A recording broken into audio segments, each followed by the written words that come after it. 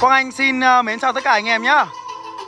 Tiếp tục ráp thêm một bộ dàn cho anh em có thể tham khảo anh em nhé.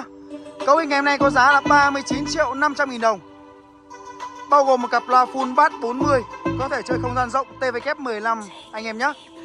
Một sub bass 50 TVK18S, đồng bộ là TVK của nhà hãng lấy Acoustic anh em nhé.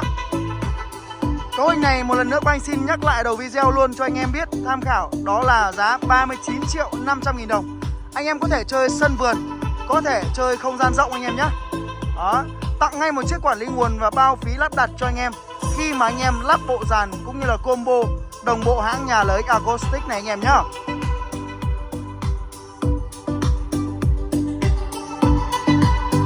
Ở đây thì em có sử dụng một cặp loa full bass 40. Anh em có thể nhìn rõ cái vành và nón loa này. Đó, cặp này thì em đã thi công rất là nhiều những cái công trình cũng như là lắp đặt cho rất là nhiều anh em rồi. Đó, cái củ bass của nó là củ bass 40. Đó, từ 190 côn 76 anh em nhé. Họng chép kèn là 850, chép rất là mạnh. Và đặc trưng của dòng loa LX Acoustic là nó sẽ có những cái nước sơn sần cát rất là đẹp. Đẹp từ cái thùng gỗ cho đến nước sơn anh em nhé. Đó, con này là TVK series TVK15, trở kháng 8 ohm thì công suất của nó là 600W một chiếc, pick lên 1000W và pick lên cực đại là 1800W anh em nhé. Độ nhạy là 100 decibel. Giải tần đáp ứng xuống rất là sâu, từ giải 50Hz cho đến giải 20kHz. Đó, đây là thông số kỹ thuật của TVK15 anh em nhé. Và đây là thông số kỹ thuật của sub bass 50 TVK18S anh em nhé. Trở kháng 8 ohm, công suất của nó là 800W thì anh em có thể chơi con đẩy 800W nó có thể đánh được rồi. Và pick lên 1600W một chiếc. Độ nhạy là 99 decibel. Đó, giải tần đáp ứng là xuống rất sâu, xuống tới giải 28Hz cho đến 350Hz. Đó, quả này thì với cái giá tiền là 8 triệu đồng một quả anh em nhé. Nước sơn thì như nhau hết, nước sơn sần cát đặc trưng của nhà hãng lấy Acoustic rồi anh em nhé. Đó, với cấu hình máy ngày hôm nay thì sẽ có một chiếc cục đẩy 4 kênh. Con này là đẩy quốc dân rồi anh em nhé. Đó, con này là đẩy quốc dân rồi, LT 4000 Plus. Và con này thì bên em đã thi công rất là nhiều cũng như là bán lẻ cho anh em cực kỳ nhiều ngoài thị trường rồi anh em nhé. 1000W một kênh ở trở kháng 8 ohm. Con này súng lên tới 72 sò NGVK anh em nhé. Đó, công suất của nó đưa ra là 1000W một kênh thì có thể dư sức chơi mỗi kênh một cặp loa bass 40 này. Và đang đánh thẳng steel với quả sub bass 50 coi 100 như này anh em nhé. Từ 220 coi 100, bass là vành bass 50. Đó, thì nhẹ nhàng luôn anh em nghe này. Đó, rất là nhẹ nhàng luôn. Cục đẩy này có giá là 8.700.000 đồng. Bộ micro cao cấp ULX8 sử dụng bắt tín hiệu bóng đèn, đầu sóng là đầu 8. Và tay mic của nó anh em nhìn này. Một chút xíu nữa Quang Anh sẽ thử hát karaoke cho anh em cùng nghe nhá. Đó, tuyệt vời và cực phẩm luôn. Vang số mới nhất năm 2024, con DX600. Con vang số này có giá là 3.500.000 đồng. Và quản lý nguồn P10 thì tặng luôn cho anh em khi mà anh em lắp đồng bộ này nhá. Đó, cả bộ này có giá là 39.500.000 đồng. Có thể để cho anh em chơi không gian rộng và sân vườn, quán cà phê nho nhỏ anh em nhé. Đó, tuyệt vời, chất âm rất là tuyệt vời luôn.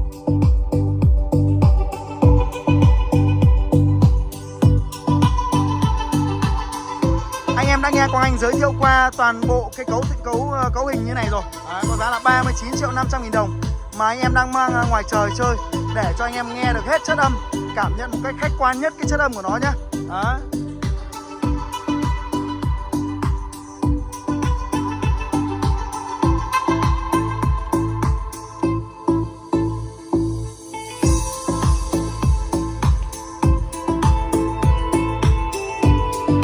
giá trên là bao gồm phí lắp đặt và tặng ngay một chiếc quản lý nguồn cho anh em rồi nhé. Đó,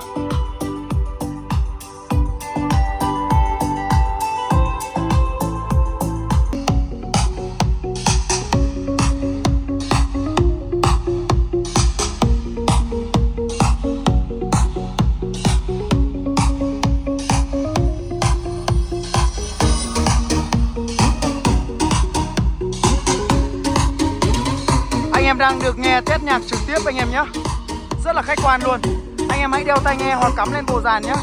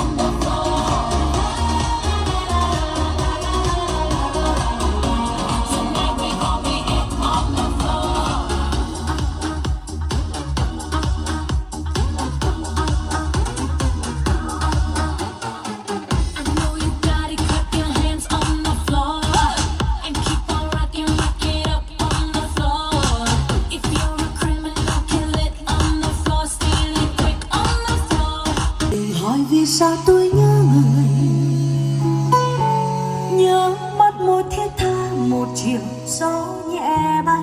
Anh em đang được thưởng thức chất âm vocal anh em nhé, rất sạch sẽ. Với nhạc vocal thì những cái dòng loa của thương hiệu lấy acoustic thể hiện rất là tốt anh em nhé. Từng chiều mình lang thang mà giờ đây anh đang trốn nào biết. Với cặp loa này thì anh em để treo để đứng đều được nhé. Từng chiều lang thang trên phố dài,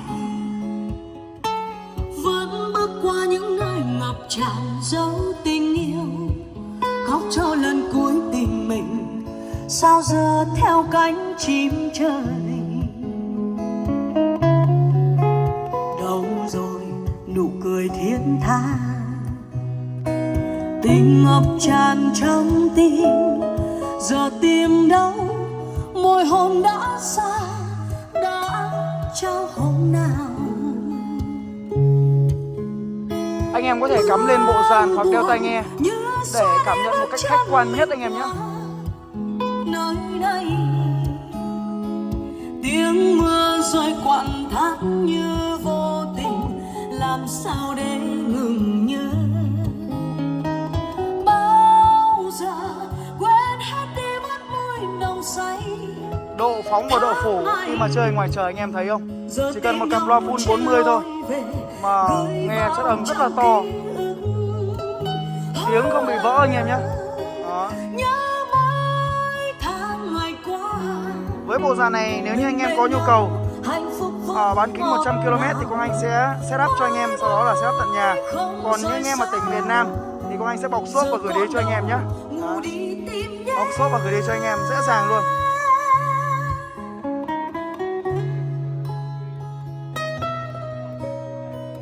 Hát karaoke và nghe nhạc với bộ dàn 39.500.000 đồng ngày hôm nay là tuyệt vời nhất anh em nhé.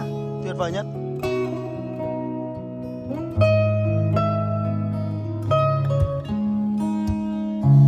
Từng chiều lang thang trên phố dài, vẫn bước qua những nơi ngập tràn gió tình yêu, khóc cho lần cuối tình mình sao giờ theo cánh chim trời. Đâu rồi nụ cười. Alo 1 2 3 4 5 6 7.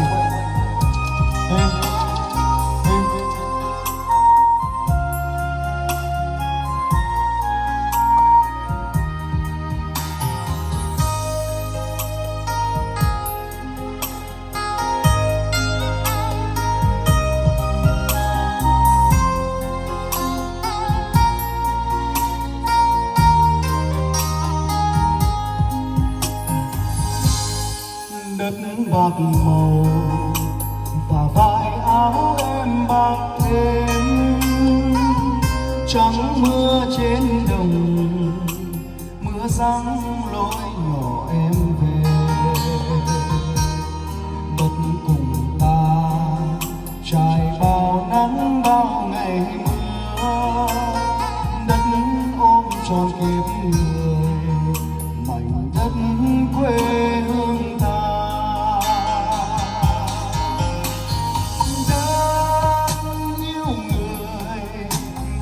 Chân nắng buồn khuya sớm, đất thương người lẻ loi thân cỏ trên đồng.